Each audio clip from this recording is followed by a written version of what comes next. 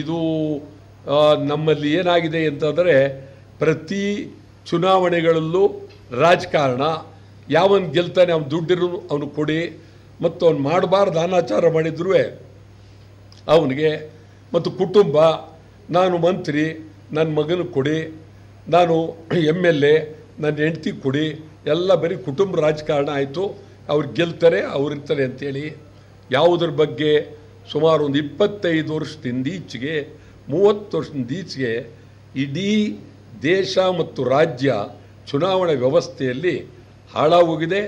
ಅದೇ ರೀತಿ ಚುನಾವಣೆಗಳು ನಡೀತಾ ಇದೆ. ಅಷ್ಟು ಗಾಂಭೀರ್ಯದಿಂದ ಪ್ರಾಮಾಣಿಕರು ಯಾರು ಬರೋಕ್ಕಾಗ್ತಾ ಇಲ್ಲ. ಎಲ್ಲ ಬರೀ ರೇಟ್ ಫಿಕ್ಸ್ ಆಗೋಗಿದೆ.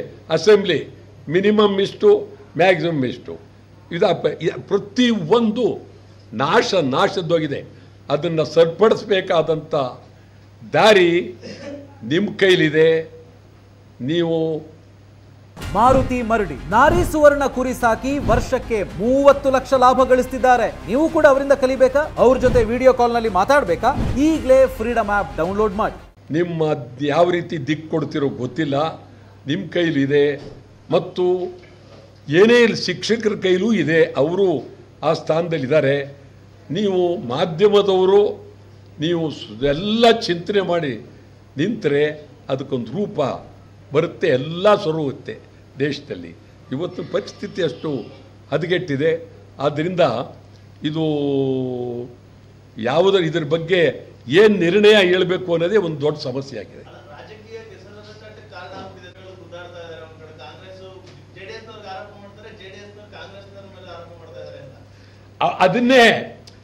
ಅದನ್ನೇ ಹೇಳ್ತಾ ಇದ್ದೀನಿ. ಊರೆಲ್ಲ ಕಳ್ಳರು ಕಳ್ಳಂಡು ಹಿಡಿದು ಅಂದ್ಬಿಟ್ರು. ಯಾರನ್ನ ಹಿಡಿದವ್ರೆ? ಇವನು ಕಳ್ಳ, ಅವನು ಕಳ್ಳ, ಹಿಡಿಯವನು ಕಳ್ಳ. ಇದು ವ್ಯವಸ್ಥೆ ಆಗೋಗಿದೆ. ಇದನ್ನು ಯಾರಾದರೂ ಈಗ ನಾವು ಇದಕ್ಕೆ ತೀರಾ ದೀರ್ಘವಾಗಿ ಹೇಳೋದಾದರೆ ಇಡೀ ದೇಶ ಪ್ರಪಂಚಕ್ಕೆ ಇದೊಂದು ಕೆಟ್ಟ ಸುದ್ದಿ ಹೊರಟೋಯ್ತು. ಇಡೀ ದೇಶ ಪ್ರಪಂಚಕ್ಕೆ ಕೆಟ್ಟ ಸುದ್ದಿ ಹೋಯ್ತು. ನಾವು ನಿಜಕ್ಕೂ ನಾವು ರಾಜಕಾರಣಿಗಳು ಗೌರವಸ್ಥರಾಗಿದ್ದರೆ, ಪ್ರಾಮಾಣಿಕರಾಗಿದ್ದರೆ